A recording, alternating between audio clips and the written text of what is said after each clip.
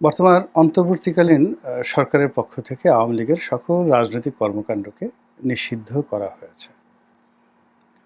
ছাত্র এবং জনতার গণদাবির মুখে এই সিদ্ধান্ত নিতে সরকার বাধ্য হয়েছে, এরকম একটা দৃশ্য আমরা রাজপথে দেখতে পেয়েছি। ছাত্র জনতা বলতে এনসিপি এবং জামায়াত ইসলামী, তাদের কর্মী এবং সমর্থক, তার সঙ্গে সঙ্গে অন্যান্য তাদেরকে যারা সমর্থন করেন, রাজনৈতিক দল মত যারা আছেন, তারা অনেকেই প্রথমে যমুনাতে সেই শুক্রবার দিন তারা সমাবেশ করে যমুনার সামনে, ডক্টর ইউনূসের বাসার সামনে তারা তাদের দাবি জানাতে থাকে এবং সেখান থেকে তারা আবার শাহবাগের দিকে চলে যায়। তো যমুনা থেকে যেভাবে তারা শাহবাগের দিকে চলে গিয়েছিল এবং তাদের যে আরেকটি স্থান রয়েছে ঢাকা বিশ্ববিদ্যালয়ের রাজু ভাস্কর্য, সেখান থেকে আবার সম্মিলিত হয়ে বা একত্র হয়ে তারা শাহবাগের বিস্তীর্ণ এলাকা ঘেরাও করে।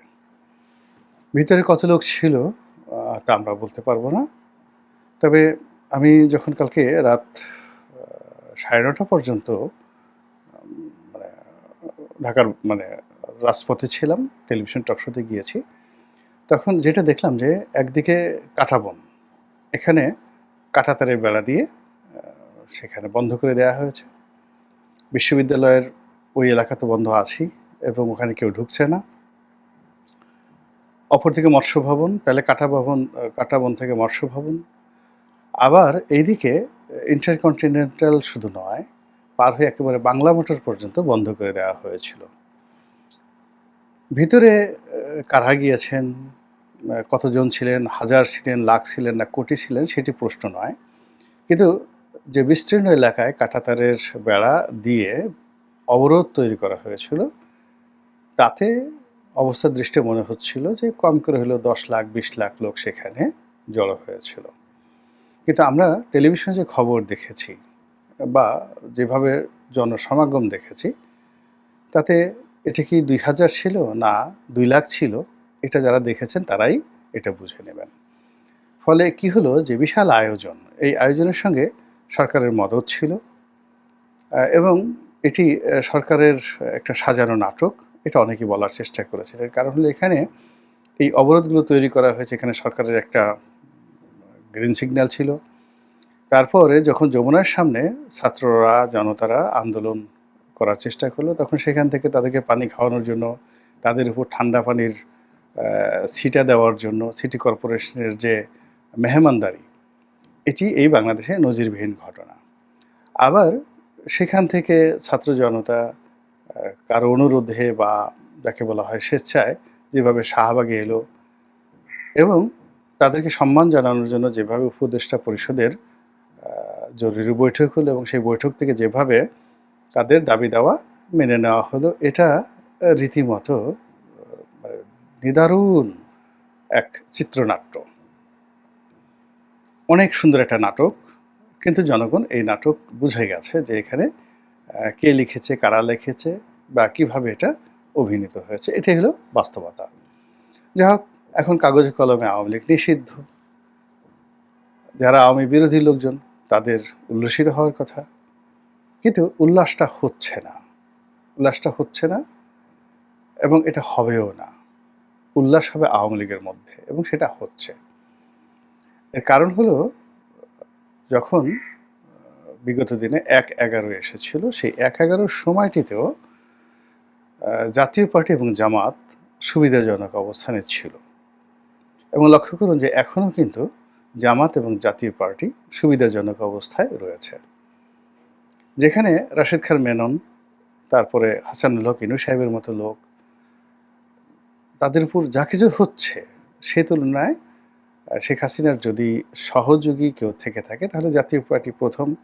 সে তুলনায় জাতীয় পার্টি ভারতের তত্ত্বাবধানে এবং আমেরিকার তত্ত্বাবধানে সর্বোচ্চ ভালো অবস্থানে এখন আছে।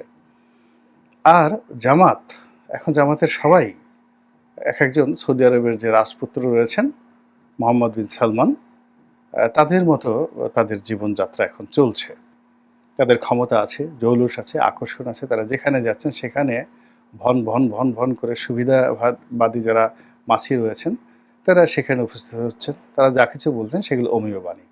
জামাতের জীবনে এরকম সুসময় 1971 সনেও আসেনি। মানে মার্চ, এপ্রিল, মে মাসে যখন রাজাকার গঠিত হচ্ছিল, আলবদর গঠিত হচ্ছিল, আরশামস গঠিত হচ্ছিল এবং তারা সরকারের পক্ষ থেকে যত রকম সুযোগ সুবিধা পেয়ে সারা বাংলাদেশ তারা যেভাবে কবজা করে ফেলেছিল এবং বলা হয়ে থাকে যে একমাত্র আলবদরেরই 800 করে সদস্য ছিল প্রতিটি থানাতে। তাদেরকে সরকারের পক্ষ থেকে, এগুলো ছিল প্যারামিলিটারি, আলবদর ছিল প্যারামিলিটারি। তো আলবদরকে নিয়মিত মাসিক বেতন দেওয়া হতো সেনাবাহিনীর লোকদের মতো। তাদের হাতে অত্যাধুনিক অস্ত্র ছিল এবং তারা ট্রেনিং প্রাপ্ত ছিল, যুদ্ধ করার জন্য ট্রেনিং প্রাপ্ত ছিল। এবং এই আলবদর বাহিনীকে সাহায্য করার জন্য আরশাম ছিল এবং রাজাকার বাহিনী ছিল। আবার এই তিনটি বাহিনীকে সাহায্য করার জন্য বিভিন্ন এলাকাতে তারা শান্তি কমিটি গঠন করেছিল। এই শান্তি কমিটির তথ্য দিত বেসামরিক শান্তি কমিটি, তারপরে যা হবার তাই হতো সেখানে।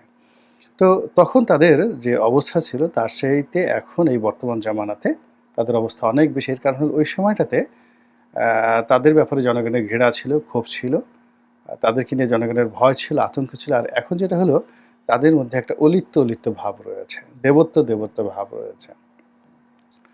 এখন তারা সবকিছুই করছেন কিন্তু কোনো দুর্নাম নেই, বদনাম নেই। তো এই জামাতের তো আনন্দ হওয়ার কথা, কিন্তু শেষ পর্যন্ত জামাত আনন্দ করতে পারছে না। আওয়ামী লীগের দ্বারা সবচেয়ে বেশি ক্ষতিগ্রস্ত দল 15 বছরের বিএনপি। সর্বনাশ করে দিয়েছে বিএনপির মামলা মোকদ্দমা, এবং সেই মামলা মোকদ্দমা এখনো পর্যন্ত উঠেনি, চলমান। বিএনপিকে লোভ দিয়ে, লালসা দিয়ে বা কিছু সুযোগ দিয়ে এমন একটা জালের মধ্যে আটকে দেওয়া হয়েছে, ফলে বিএনপির যে সকল ধড়িবাজ, দুর্নীতিবাজ কর্মকর্তা ছিল, সামরিক, বেসামরিক, পুলিশ, প্রথম দফায় তাদেরকে বের করে আনা হয়েছে এবং বিভিন্ন পদ পদবি দিয়ে আবার এখন তাদেরকে টাইট দেওয়া হচ্ছে। এমন টাইট দেওয়া হচ্ছে যে অনেকের জান যায় যায় অবস্থা।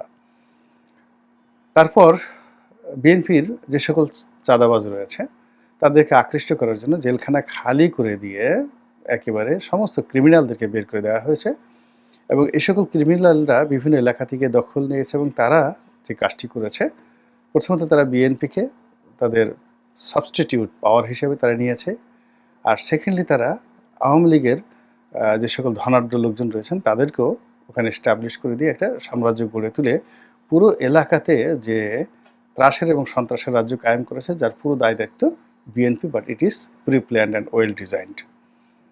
এই গেল বিএনপির অবস্থা। তো জামাতের কথা তো বললাম, এনসিপিরও একই অবস্থা। এনসিপি গঠন করার পর থেকে তারা অনেক কিছু আশা করেছিল, চেষ্টা করেছিল, কিন্তু সেই জিনিসগুলো তারা পারছে না। ফলে এখন তাদেরকে বিভিন্ন মহলের, বিভিন্ন এজেন্সির কথা অনুযায়ী কাজকর্ম করতে হচ্ছে। এনিওয়ে, এই যে আওয়ামী লীগ নিষিদ্ধকরণের যে প্রক্রিয়াটি, এটি কাদের মাথা থেকে এসেছে, কেন এসেছে, কিভাবে এসেছে, আওয়ামী লীগকে পুনর্বাসন করার জন্য, শেখ হাসিনাকে রক্ষা করার জন্য, নাকি আওয়ামী লীগ ধ্বংস করার জন্য, শেখ হাসিনাকে শিক্ষা দেওয়ার জন্য, সেটা সময় আসলে বোঝা যাবে। কিন্তু ব্যবস্থা হলো বা অবস্থা হলো, এই প্রক্রিয়ার ফলে অন্যান্য অনেকের কপাল পুড়বে, কিন্তু শেখ হাসিনার এবং শেখ পরিবারের কপালে রীতিমতো চন্দনের ফোঁটা পড়েছে। তাদের বৃহস্পতি এখন তুঙ্গে।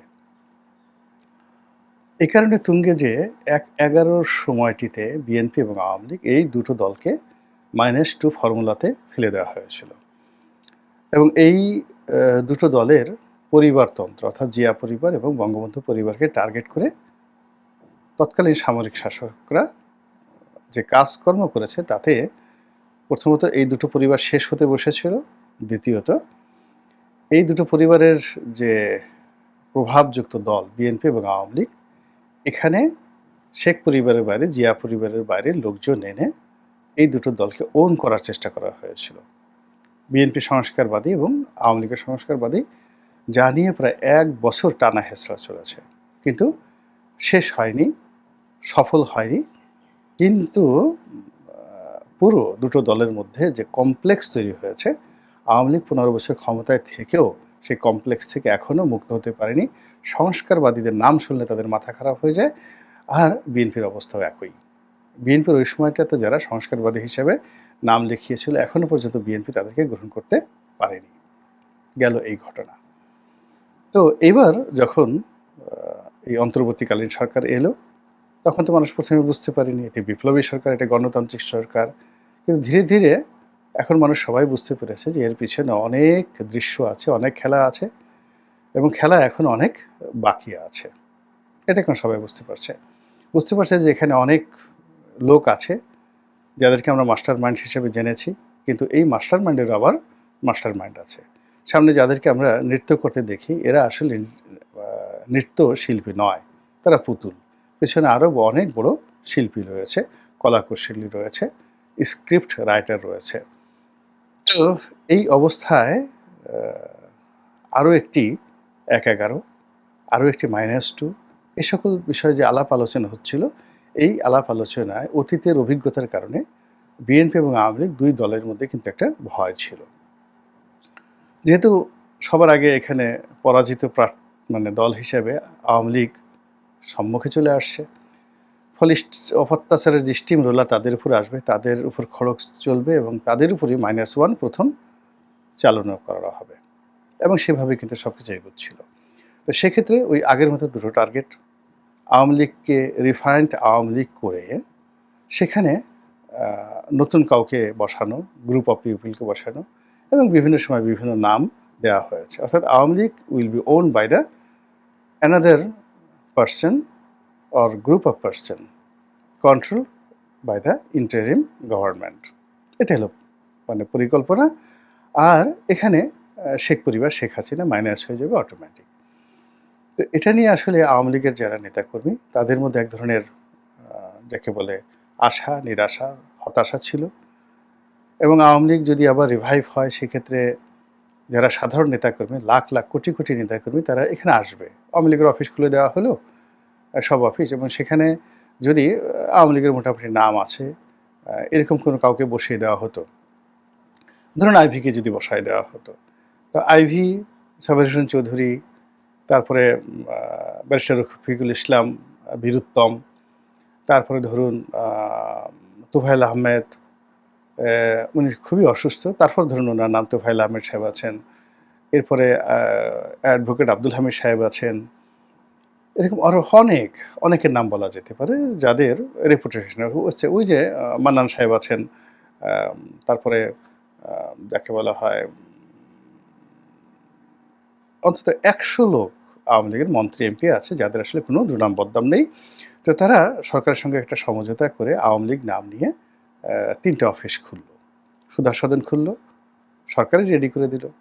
তারপর আওয়ামী লীগের বঙ্গবন্ধু এভিনিউ অফিস খুলল এবং এখানে কিন্তু লক্ষ লক্ষ নেতাকর্মীদের ঢল নামবে আওয়ামী লীগের ব্যানারে।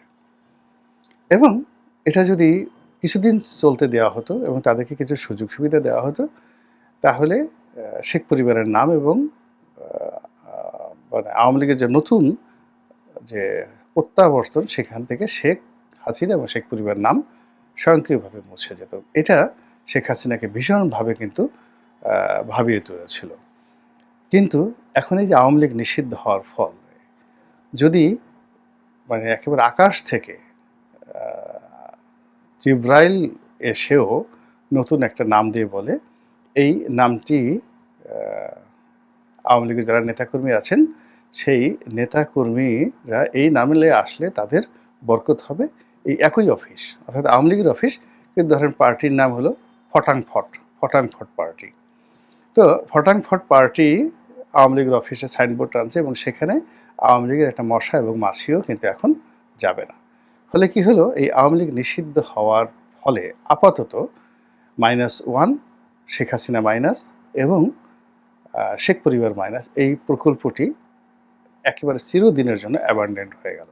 আর আপনি এদেরকে রাজনীতি থেকে অ্যাবান্ডেন্ট করতে পারবেন না, এদেরকে নিয়ে আর কোনো পলিটিক্স করতে পারবেন না, নাম্বার 1। নাম্বার 2 হলো নিষিদ্ধ করে কখনো কোনো রাজনৈতিক মতাদর্শকে দমন করা যায় না, কেউ কখনো পারেনি।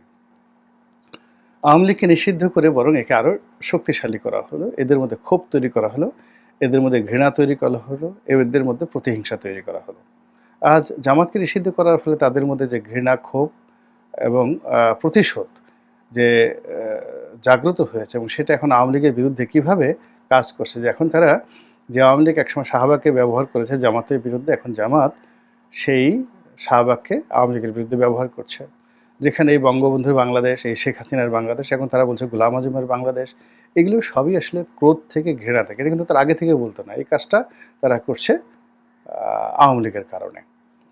তো এই যে আওয়ামী লীগকে ব্যাকফুটেজে পাঠিয়ে দিয়ে জামাতের যদি 5 to 6% or 3 to 4% তাদের সমর্থন থাকে, তাহলে 35% লোকের মনে ঘৃণা, ক্রোধ এবং বিক্ষোভ জাগিয়ে দেওয়ার পরিণতি কি হতে পারে, ক্যালকুলেটর লাগবে না, আপনি নিজেই মোটামুটি এটা বের করে ফেলতে পারবেন।